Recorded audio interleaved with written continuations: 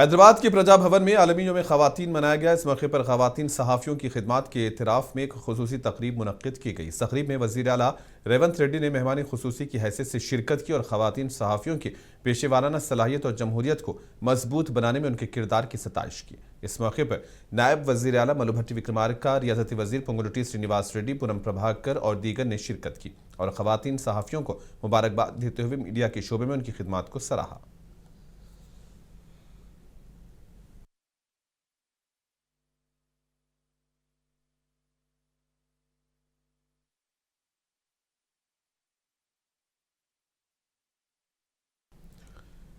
Chief minister Revanth Reddy ने कहा है कि सोशल मीडिया पर फैलने वाली खबरों से मुताल्लिक शिकायत दर्ज करने के लिए नई कानून साजी पर गौर किया जा रहा है। उन्होंने बताया कि इस तजवीज़ पर हतमी फैसला करने से कबल इसे तेलंगाना असेंबली में ज़ेर बहस लाया जाएगा। वज़ीर आला ने कहा है कि सच और गलत मालूमात में फ़र्क करना ज़रूरी है और सहाफ़त के पेशे को कारोबारी मफादात के लिए इस्तेमाल नहीं किया जाना चाहिए। इसी बीच इन्होंने ये भी बताया कि तेलंगाना की ख़वातीन के सेल्फ हेल्प ग्रुप्स की मसनूआत अब अमेज़ोन के ज़रिए आलमी सतह पर फ़रोख्त की जा रही है।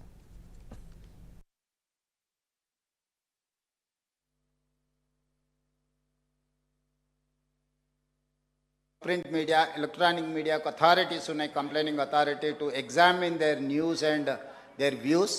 సోషల్ మీడియాకు లేదు. డెఫినెట్గా తెలంగాణ రాష్ట్ర ప్రభుత్వం ఎగ్జామిన్ చేసి సోషల్ మీడియాలో ప్రసారం చేసే అవాస్తవాల మీద ఫిర్యాదు చేయడానికి కూడా ఒక వేదికను చేయాలనుకుంటున్నాము. ఎందుకంటే అసలు నకిలీ అని ఎప్పుడు ఉంటుంది, నిజము అబద్ధం అనేది తోడు నీడ లాంటివి. సో నిజమైన జర్నలిస్టుల ముసుగులో వ్యాపారాలు వ్యవహారాలు చేసే వాళ్ళకు ఉన్న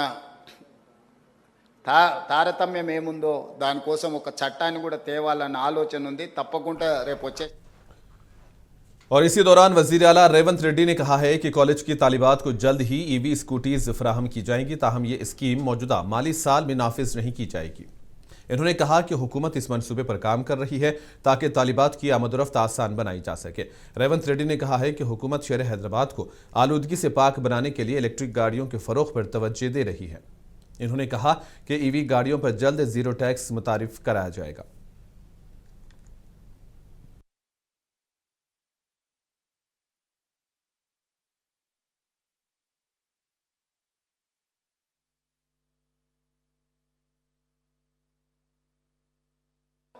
ఎవరు ఈవీ వెహికల్ కొనుక్కున్నా జీరో ట్యాక్స్. మీరు ఏ వెహికల్ కొనుక్కున్నా మీకు రిజిస్ట్రేషన్ ఛార్జెస్ వసూలు చేస్తున్నారు పొన్నం ప్రభాకర్ గారు, కానీ ఈవీ వెహికల్ కొనుక్కుంటే జీరో ట్యాక్స్.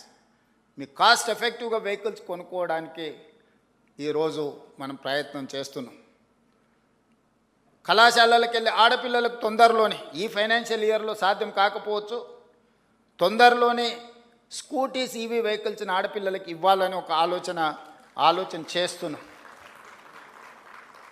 ఇవన్నీ కూడా ఈ నగరాన్ని ప్రక్షాళన చేయడానికి, ఈ నగరాన్ని అంతర్జాతీయ స్థాయిలో ఎవరైనా వచ్చి ఇవాళ రేపు ఎయిర్ క్వాలిటీ అందరు చెక్ చేస్తున్నారు. మీరు పొద్దున్నే చూడంగానే హైదరాబాద్ ఆరెంజ్ కేటగిరీకి వచ్చింది. తొందరలోనే మనం ఇట్లనే వదిలేస్తే రెడ్ కేటగిరీకి పోద్ది. ఈరోజు ఎస్టీపీలు కొన్ని కట్టినాం, కానీ అవి సరిపో. ఈరోజు డ్రైనేజ్ వ్యవస్థ రోడ్ల మీదకి వదిలేసింది, శానిటేషన్ పని లేదు.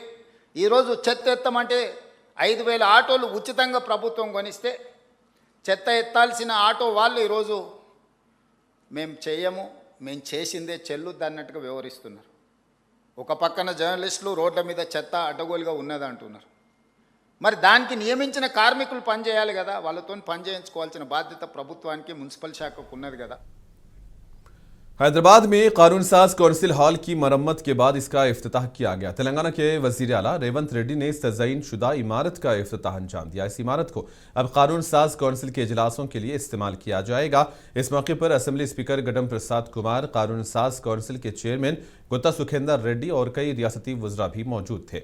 निज़ाम दौरे हुकूमत में ये तारीखी इमारत तामीर की गई थी। साल 1905 में इस इमारत की तामीर शुरू की गई थी और सन 1913 में इसका काम मुकम्मल हुआ था। हुकूमत ने इख्तिदार में आने के बाद इस तारीखी इमारत की तज़यीन व मरम्मत को तरजीह दी थी।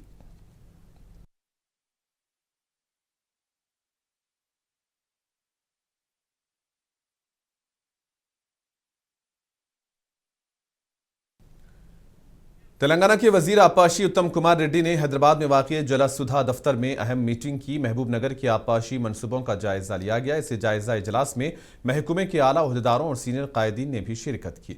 इजलास के दौरान रियासती वजीर ने जारी मनसूबों की पेशरफ्त पर तबादले ख्याल करते हुए ओहदेदारों को हिदायत दी कि आबपाशी के मनसूबों को मुकर्ररा वक्त में मुकम्मल करने के लिए इक़दाम तेज़ किए जाएँ।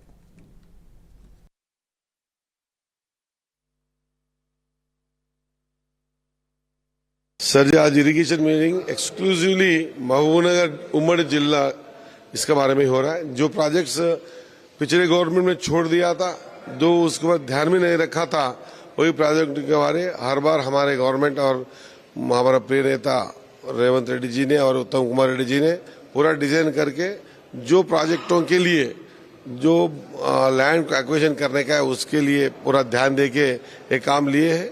जहां तक हो सके जल्द से जल्द ये पूरा प्रोजेक्ट्स कंप्लीट करके, जिसका मतलब यहाँ का लेबर डिस्ट्रिक्ट था वो लेबर डिस्ट्रिक्ट नहीं है, इरिगेशन जिला बनने का एक सपना हम देख रहे हैं। वो सपना साकार करने के लिए हमारे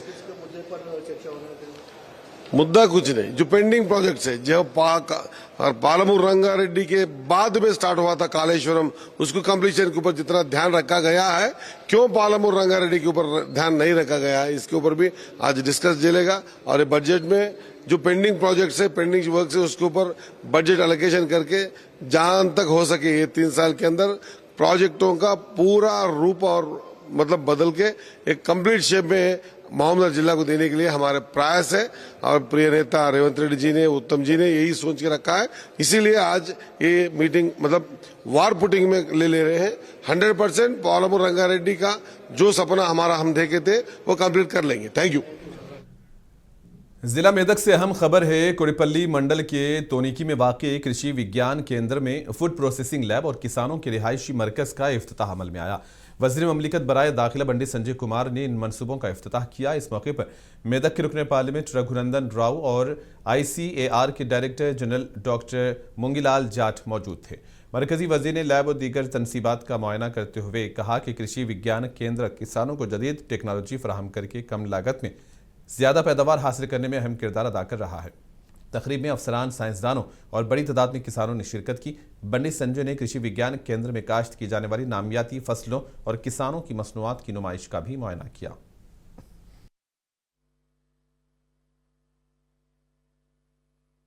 ఏకలవ్య గ్రామీణ వికాస్ ఫౌండేషన్ ఇవాళ విద్య, ఆరోగ్యము, సేంద్రియ వ్యవసాయం ఇలా అనేక రంగాల్లో మంచి మంచి విద్యార్థులను తయారు చేయడము, సంస్కారవంతమైన విద్యను అందించడము, ఆరోగ్యవంతమైన సమాజ నిర్మాణం కోసం ప్రయత్నం చేయడము, సేంద్రియ వ్యవసాయ విషయంలో రైతులను తయారు చేయడము, ఇటువంటి ఆలోచనతో ఈరోజు ఏకలవ్య ఫౌండేషన్ ఇలా మన ముందుకు వస్తున్నది. పాలిటెక్నిక్ కళాశాలలు ఉన్నాయి, వర్మీ కంపోస్ట్ ఉన్నది, దాంతోపాటు సాందీపాటి గురుకులం పాఠశాల ఉంది. ఇట్లా అనేక విషయాల్లో వారి సమాజంలో అనేక మందిని తయారు చేసే ప్రయత్నం చేస్తున్నారు. ఇక కేవీకే గురించి ఇంతకుముందే మరి చెప్పారు.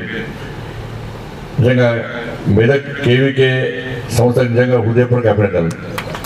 ఎందుకంటే దాదాపు 200 గ్రామాలకు పైగా ఇవాళ 7 సైంటిస్టులు ఇక్కడ ఉండి పనిచేయడం అంటే మామూలు విషయం కాదు. వాళ్ళ భగవంతునికి భక్తునికి అనుసంధానం అగరబత్తి అంటారు. అంతేనా కదా?